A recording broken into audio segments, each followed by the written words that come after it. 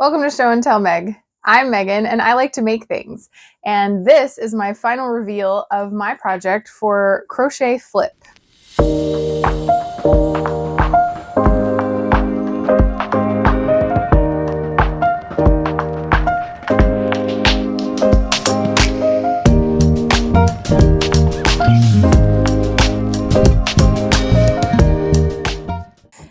So this was a collaborative idea with Shannon Talks Yarn, and I'm completely blanking on the other YouTuber's name, but they had the idea to find something at a thrift store that you could improve with crochet in some way.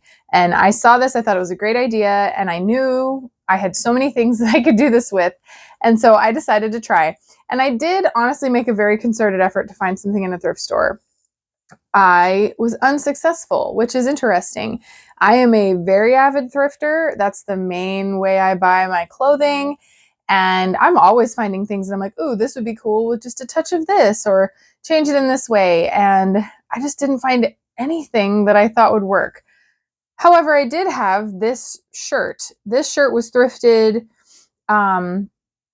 maybe a year ago, and I wore it like it was, and I did a previous video where I showed what it looked like. I will insert the difference. It had a metal disc detail on the neckline, and it was fine for a while, but over time, with being in the dryer and things like that, the paint on the edges of the metal discs had started to fade off, and I don't know, it was just not looking great anymore. I never really loved the metal detail, so I unpicked that, which I took a video of that, so I'll show you. I used a seam ripper, got behind there, and just took that off. Really simple to do. And I actually still have that piece if I wanted to add it to something else in the future. It's all still assembled with the discs in the fabric. But I really liked this little kind of ditch that this shirt has. And I knew I could fit some Irish crochet in that spot. And I took a craftsy class last summer.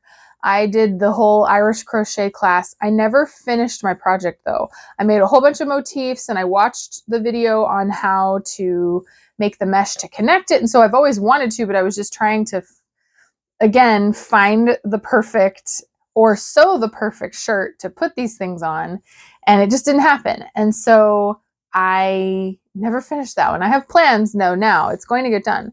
But so this is technically my first finished Irish crochet project, which didn't exactly turn out fully Irish crochet, and I will explain why in a minute. But the thing with Irish crochet is you crochet all of these motifs, and then you have to join them together in some way. So traditionally that would be done with a mesh, which is what I intended on doing when I started this.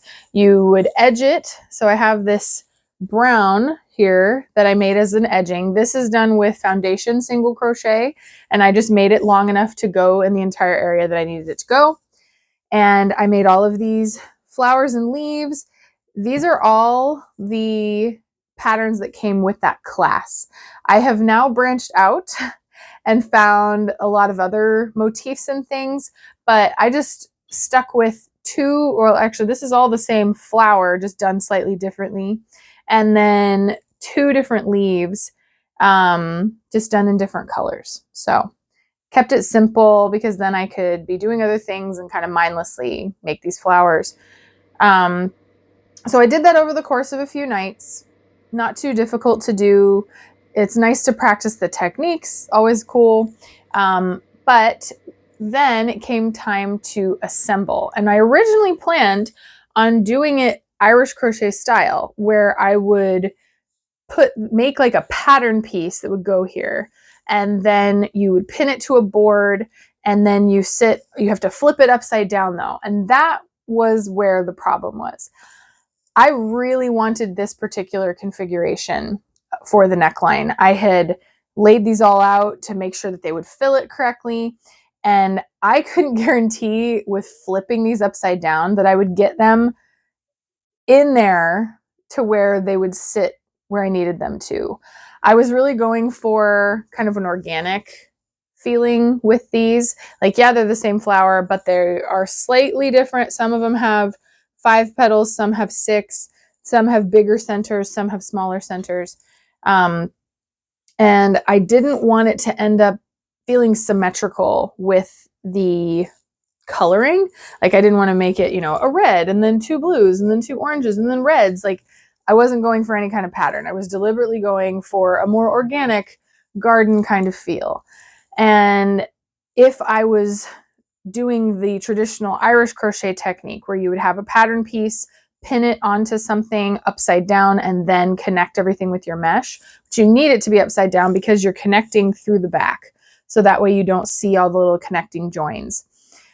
I just couldn't make that happen in the time period that I had. So in the end, I'm like, you know, it's a very small area. You're not really going to see the mesh much anyway. So I just hand sewed it on. And I think it looks just as good. Like no one else knows that it's not technically traditional Irish crochet. So this is just thread crochet as far as the technicality is concerned. But I think it gives the look and the vibe, and I really like it. So yeah, I am super pleased with how this came out. I think that the shirt itself is very cute already. Like it was already a cute white shirt. Who doesn't need a cute white shirt in their wardrobe? And jazzing it up with these flowers, it just made it, gave it a whole new life. And I think that was the whole point of this challenge. And I love that idea. Like now I've got it on the brain, especially I've definitely got the Irish crochet bug. I really want to make a full like shirt or cardigan or something. I think I'm gonna do a shirt. But I have actually ordered some Ukrainian Irish crochet magazines that I'm very excited about seeing because it has all these different motifs and stuff in there. So stay tuned for that if you're at all interested in Irish crochet. Eventually that will be happening. But yeah, Irish crochet is not as difficult as I think it seems to someone who mostly crochets with worsted weight yarn. That was me. I've done really chunky yarn, and I've done worsted weight, DK weight in crochet. I don't know that I'd ever really gone much smaller than that before I did this.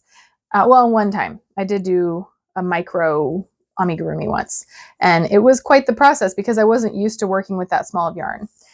And so I always dreaded picking up anything this small with that tiny of a hook. And to be honest, the hooks are so small that they are a little shallow.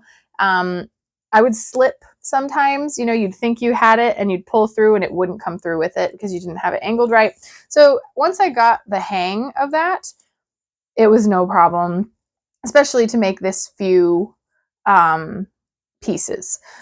So yeah, I flew right through it. These are all made with Knit Picks Curio 3. So this is all size 3 thread, except this brown was one that I got. It's a vintage brand called Royal Maid, I think, that I got at a thrift store. And this is the cappuccino color. So all of these are, let's see, jalapeno, serrano, clarity, canary, lichen, and clementine are the colors that I used, which I really liked that kind of mix of saturation and then the desaturated blue. I think it looks really nice. And here is my finished shirt on me. And I'm really happy with how this turned out. I knew that the shirt fit me already before I started it, which is a nice feature. I'm used to sewing things, and so always at the last minute, you're like, oh, it could be a little tighter here, a little looser here, whatever. So knowing that this already fit me is a big perk of doing this type of project. And I think that it's really made me think about adding these kinds of details to my own sewing.